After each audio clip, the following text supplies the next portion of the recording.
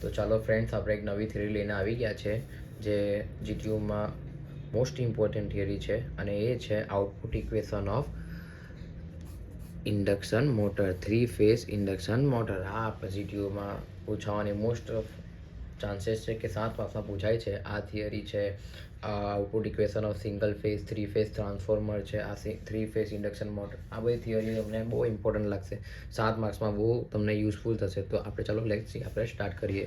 તો ચાલો ચાલુ કરીએ. હવે KV rating of 3 phase induction motor. Okay, given by KV rating આપણને ખબર જ છે, Q is equal to 3 into output voltage per phase current per phase into 10⁻³ okay. હવે 3 આ voltage per phase is equal to EPH, current per phase is equal to IPH into 10⁻³ અને આપણે equation number 1 આપીશું. હવે induces EMF per phase is equal to EMF induces per phase is given by EPH. EPH ની value આપણને ખબર જ છે 4.44 F5 TPH KW. Okay, KW is equal to space factor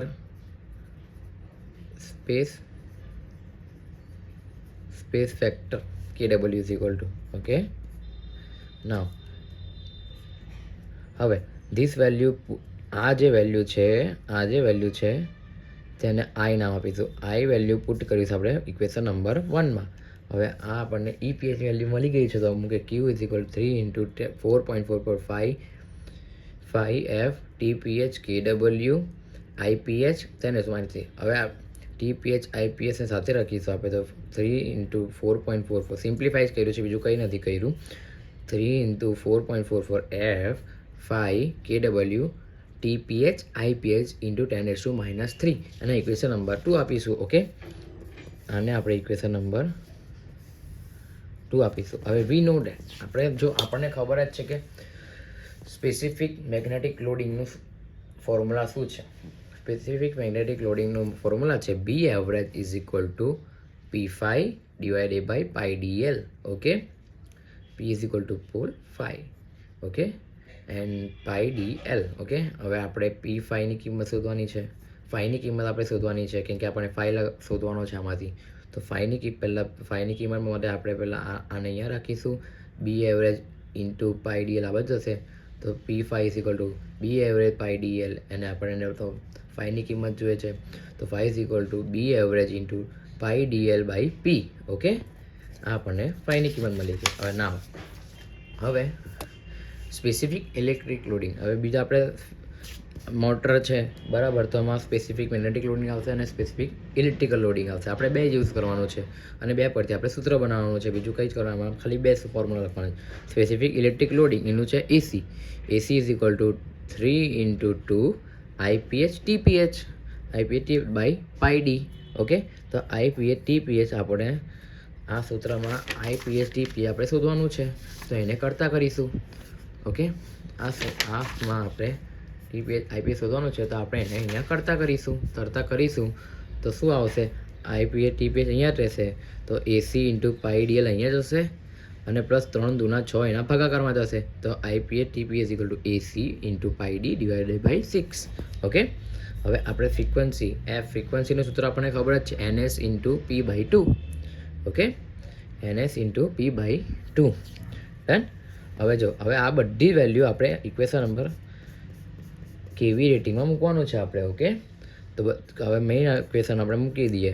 Q into 3 into 4.44 NS, આ આપણે Fની કિંમત છે, આ આપણે ફાઈની કિંમત છે, અને આ છે IPH TPHની વેલ્યુ. ઓકે, તો નાવ આ બધી વેલ્યુ આપણે અહીંયા ખાલી મૂકી છે, into KW into KW 10⁻³. Okay, હવે અહીંયા આપણે 6 છે, તો અહીંયા 3થી ઉડશે, 3 એકા 3 દુના 6. ઓકે, 2 કટ્યા 2 રહ્યા, તો 2 અહીંયા 2.22. ઓકે, અને અહીંયા 2 છે, તો 2 ઇન્ટુ કપાઈ જશે, તો 1.11 પાઈ 2 વાર છે, તો પાઈ સ્ક્વેર.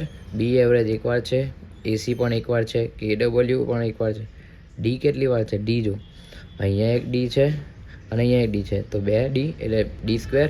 એલ એક જ છે, NS બી એક જ છે, ઇન્ટુ 10⁻³ ઓકે. તો હવે આટલું આપણે સિમ્પ્લિફાઈ કરીને ખાલી ગોઠવીને મૂક્યું છે. તો અહીંયા એકમ કયા કયા છે એને અલગ અલગ કરવાના, અને પ્રોપર્ટીસ વાળી વેલ્યુ કઈ છે એને અલગ કરવાના છો. એકમ ડી એટલે ડાયામીટરનો સ્ક્વેર છે, લેન્થ છે, NS એટલે સ્પીડ છે, તેને અલગ રાખીશું. અને 1.11 ઇન્ટુ પાઈ સ્ક્વેર એટલે 3.14નો વર્ગ કરીને અને આ એને ગુણાકાર 1.1 સાથે કરશો તો તમે 11 જેવા આવશે. અપ્રોક્સિમેટ 10.96 જેવું કંઈ આવશે. તો એને 11 કરી શકીએ, આપણે ગણી શકીએ. તો 11 બી એવરેજ એસી KW ઇન્ટુ 10⁻³ અને આ એકમો છે તો અલગ કર્યા, તો એને કોએફિશિયન્ટ CO. આ છે આખું coefficient CO D square LNS. આ આપણું output equation of induction motor okay. Now આ ઇક્વેશન, અને અહીંયા આપણે ખાલી લખી દેવાનું છે કે CO શું છે. તો CO છે આયરું 11 ઇન્ટુ બી એવરેજ એસી KW ઇન્ટુ 10⁻³ આ આપણું ફાઇનલ ઇક્વેશન આવી ગયું ઓકે.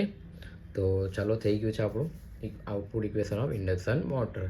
તમને અગર વિડીયો ગમતો હોય તો લાઇક કરજો અને તમારા ફ્રેન્ડ્સને શેર કરજો, કે તમારા ફ્રેન્ડ્સને પણ આ થિયરી જાણવા મળશે. અને આ બહુ ઇઝી વેમાં શીખવાયું છે અને તમને વધુ સારી રીતે સમજ પડશે અને તમે બુક બનાવી શકો છો. તો આ એનું પહેલું પેજ છે અને આ એનું બીજું પેજ છે, output equation of induction motor. બહુ સિમ્પલ છે, 7 માર્ક્સની થિયરી છે. સારી રીતે સમજજો તો બધું આવડી જશે અને એક્ઝામ પોઈન્ટ ઓફ વ્યૂ તમને બહુ કામ લાગશે. સારું લાગ્યું તો ફ્રેન્ડને તમે શેર કરી શકો છો, લાઇક કરી શકો, સબસ્ક્રાઈબ કરી શકો છો ઓકે. બાય. અને બેલ આઇકન પ્રેસ કરી શકો છો કે મારી નવી વિડીયો કોઈ પણ આવે તો તમે એને પહેલેથી જોઈ શકો છો ઓકે. By friends.